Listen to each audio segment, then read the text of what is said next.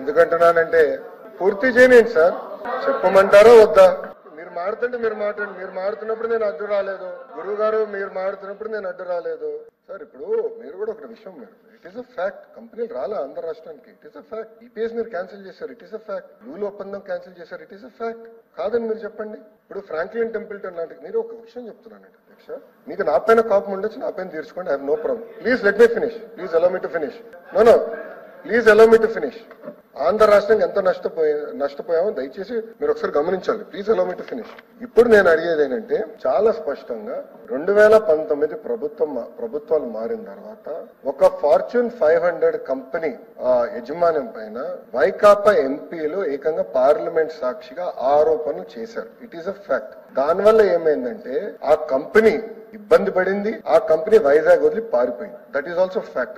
It is a fact. I'm just stating facts. ఎందుకంటే మళ్ళీ ఆ కంపెనీ ఇబ్బంది పడకూడదని ఆ కంపెనీ పేరు ప్రస్తావించట్లేదు, but it is a fact. మీరు చూస్తే చాలా కంపెనీలు వదిలి వెళ్ళిపోతాం అనేది జరిగింది అధ్యక్ష. ఇప్పుడు 54 కంపెనీలు 41 కంపెనీలు they are already implemented functioning. 11,496 మంది పనిచేస్తున్నారు, పిఎఫ్ కడుతున్నారు. Based on those records we're giving అధ్యక్ష. మన ప్రభుత్వం తీసుకునే లక్ష్యం ఏంటంటే, మీరు రాబోయే రోజుల్లో కొంచెం సంచలన నిర్ణయాలు చూస్తారు. ఎందుకంటే ఈ రోజు కేవలం ఒక హైదరాబాద్ తో మనం పోటీ పడట్లేదు, ఒక జైపూర్ తో పోటీ పడుతున్నాం, ఒక భువనేశ్వర్ తో పోటీ పడుతున్నాం. ఐటీ రంగంలో పెద్ద ఎత్తున పెట్టుబడులు తీసుకొచ్చడానికి పొద్దున కూడా అధికారులతో నేను డిస్కస్ చేశాను. మనం ఈజ్ ఆఫ్ డూయింగ్ బిజినెస్ మీద ఫోకస్ చేయాలి. ఇంకా పెద్ద ఎత్తున కంపెనీలని మనం ప్రోత్సహించాలి, తీసుకురావాల్సిన అవసరం ఉంది. వాళ్ళు ఎటుకో రియల్ ఎస్టేట్ చేయలేరు, వాళ్ళు రేపు అమ్మలేరు ఇది. ఎందుకంటే అమ్మాలంటే మళ్ళీ ప్రభుత్వం దగ్గర రావాలి, అది మనం ఎటుకో ఒప్పుకోం.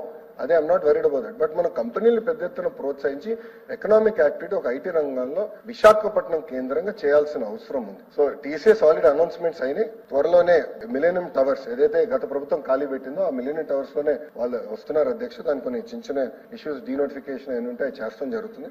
అంతేకాకుండా వాళ్ళకి భూములు కూడా కేటాయించడానికి వాళ్ళు ఒక భూమి కూడా నచ్చింది. అది మేము నెక్స్ట్ ఎస్ఐపిబి అంటే ఒక 15-20 days లో అది కూడా ఒక నిర్ణయం తీసుకుని కేబినెట్ పెట్టి వాళ్ళు భూములు కూడా కేటాయించబోతున్నాం. ఇతర కంపెనీలతో కూడా నేను డావోస్ లో కలిసాను, ఇంక్లూడింగ్ కాగ్నిసెంట్ కంపెనీతో కలిసాను అధ్యక్ష. ఒక స్టాండ్ తీసుకున్నాం ప్రభుత్వం పరంగా, అనౌన్స్మెంట్ డావోస్ దగ్గర చేయకూడదని. సో తిరిగి వచ్చిన వాళ్ళ బోర్డు మీటింగ్ కూడా జరిగింది. త్వరలోనే ఆ అనౌన్స్మెంట్ కూడా విశాఖపట్నానికి మేము చేయబోతున్నాం.